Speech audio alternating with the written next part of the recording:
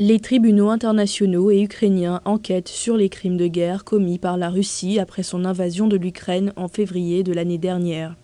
Les autorités ukrainiennes demandent maintenant à la communauté internationale de créer un tribunal pour enquêter et poursuivre la Russie pour le crime d'agression.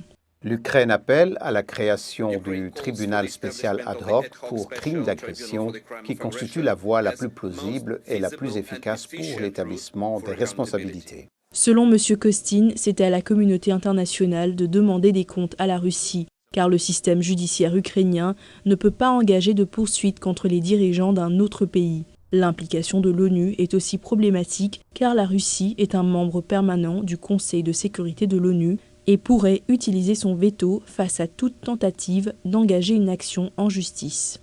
Le département d'État américain envisage différents formats pour créer potentiellement un tribunal international et suggère également qu'à ce stade, la création d'un bureau de poursuite intérimaire pourrait réunir les procureurs ukrainiens et d'autres experts interdisciplinaires et internationaux pour commencer à recueillir des informations qui seraient utilisées pour étayer des poursuites pour crimes d'agression. Clint Williamson, ancien ambassadeur américain chargé des crimes de guerre, fait partie de l'équipe internationale chargée d'aider l'Ukraine dans ses poursuites pour crimes de guerre.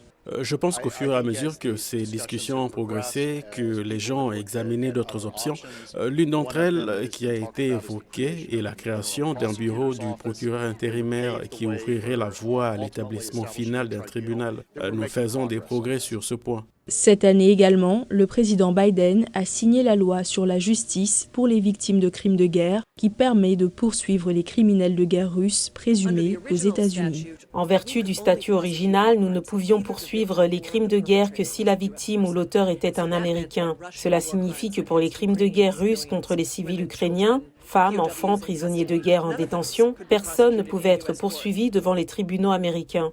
Pour l'instant, les rouages de la justice avancent lentement, surtout sur la scène internationale, et les responsables affirment qu'il faudra peut-être des années avant que les criminels de guerre présumés soient jugés.